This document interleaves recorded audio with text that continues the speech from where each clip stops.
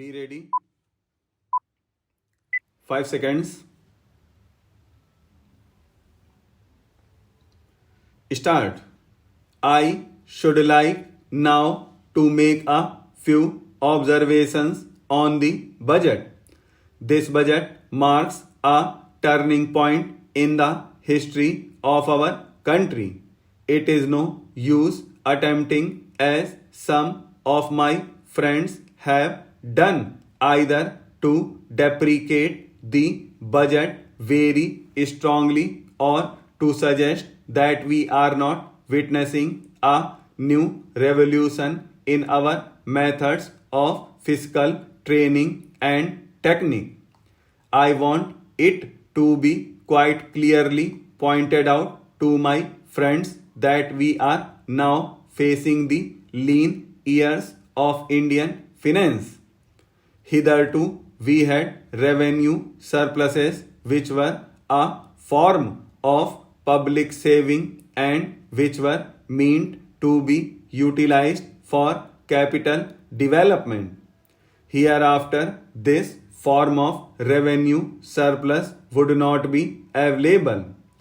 We have therefore to find out ways and means of implementing our great program of national reconstruction at minimum cost.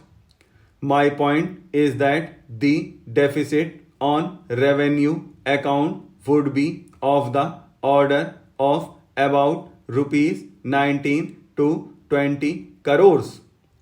Here, let me point out that I do not agree with those of my friends in the finance department who have attempted to suggest that rupees 9 or 10 crores which are obtained from Pakistan should be put to the revenue side of the budget. They are to be put on the capital side. But that does not seriously alter the trend of my argument.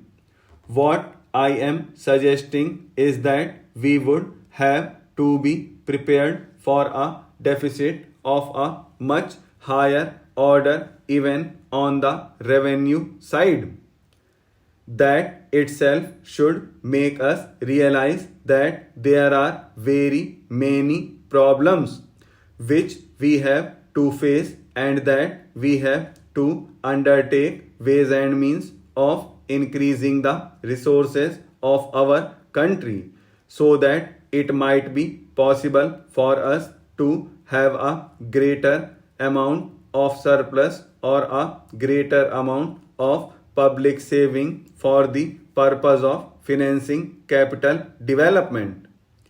The finance minister, in the course of his speech, Mr. Deputy Minister pointed out that the deficits during the past 2 years were of the order of rupees 83 crores.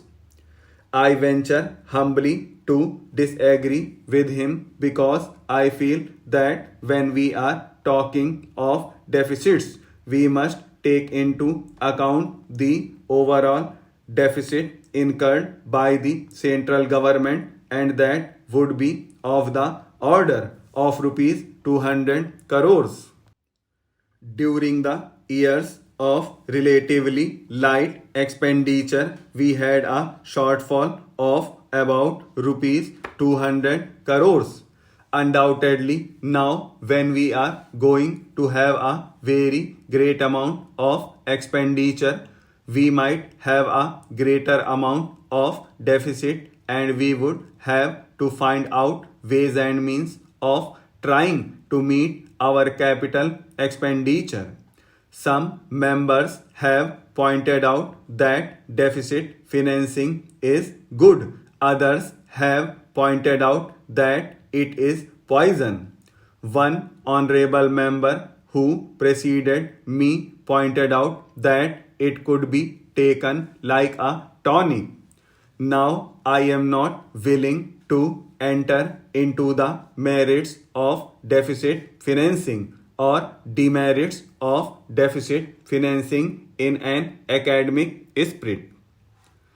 The time has now come when we should face realities. I do suggest that we have to indulge in deficit financing because without indulging in deficit financing, it would not be possible for us to indulge in capital expenditure on such a large scale.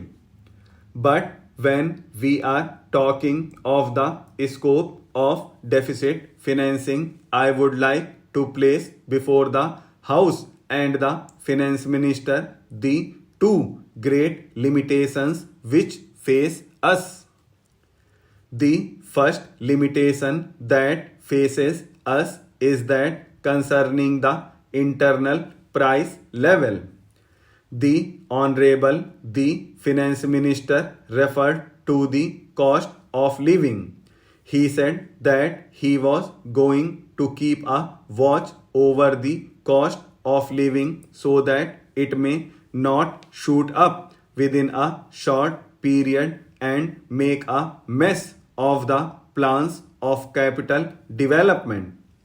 But there is another limitation which has also to be borne in mind, a limitation which has not received as much notice as it should have done in all the discussions that have taken place on deficit financing. That limitation is the external limitation or the limitation which arises on account of the balance of payments position.